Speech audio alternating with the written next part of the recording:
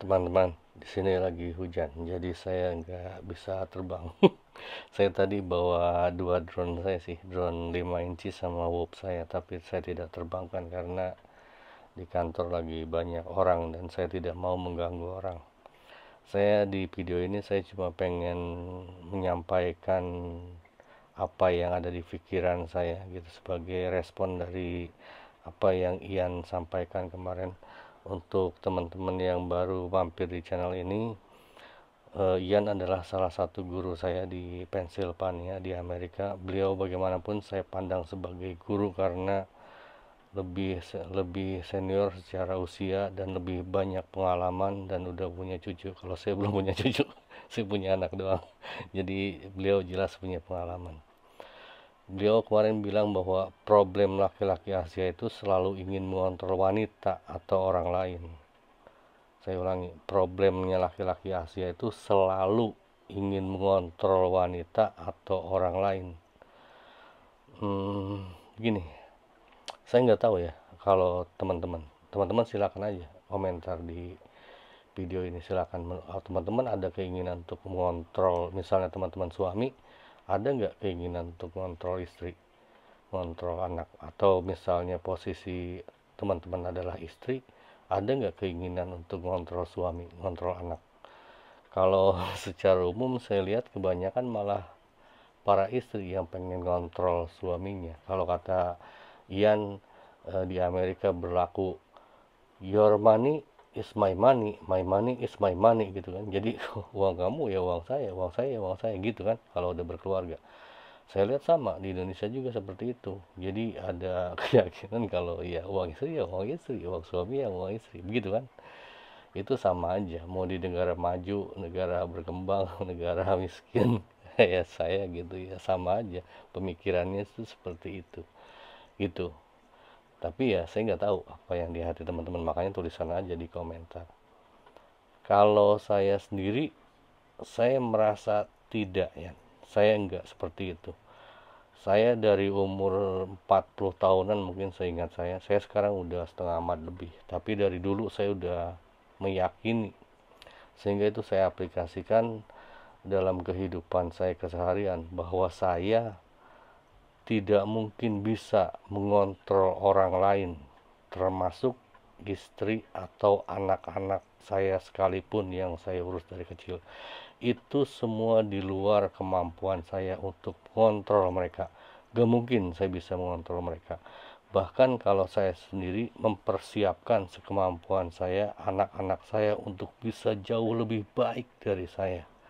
Saya tidak ada keinginan bahwa mereka mengikuti kemauan-kemauan saya, tapi mereka harus bisa menghadapi masa depan yang jelas lebih rumit dari zaman masa saya dulu. Itu kuncinya gitu kalau di pemikiran saya. Kemudian kalau saya sendiri, saya berpikiran bahwa jangankan kita mengendalikan orang lain, jangankan kita mengendalikan orang lain, mengendalikan diri kita sendiri, diri saya sendiri, saya nggak akan mampu.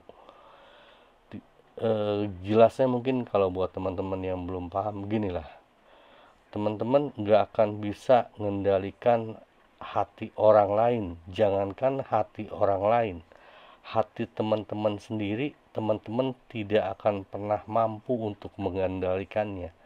Hati teman-teman tuh di luar kemampuan teman-teman sendiri loh. Bisa suka ke A, ke si A, suka ke si B, suka ke si C, benci ke si A, ke si B, ke si C, itu di luar kemampuan kita. Hati itu kaitannya dengan kehendak Tuhan mungkin ya.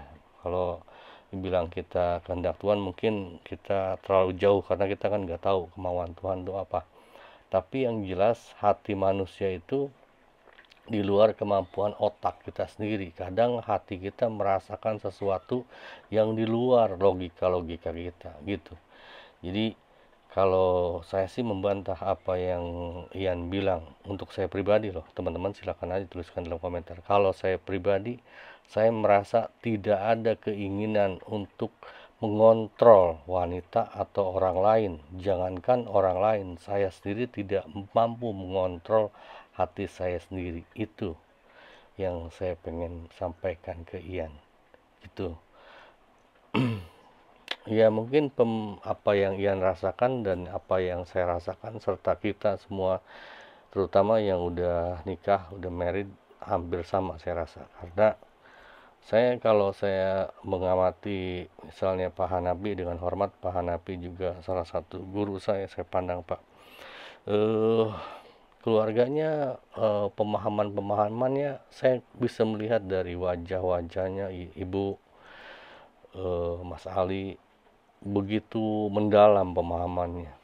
Jadi kayaknya apa yang kita rasakan, apa yang ia rasakan, yang saya rasakan itu bisa saling nyambung mungkin lah ya, terkecuali untuk yang anak-anak muda yang yang belum belum ada pengalaman menjalin hubungan dengan hati, dengan sesama manusia, mungkin perlu waktu untuk memahami apa yang saya sampaikan di video ini. Tapi setidaknya jikapun itu belum Anda pahami, ya mungkin ini jadi persiapan awal untuk pemahaman berikutnya, karena ya memang sulit sekali memahami orang itu. Yang penting kalau buat kita sih, saya di video-video saya sampaikan bahwa berhubungan dengan orang lain tuh kuncinya itu, kalau bisa sih kita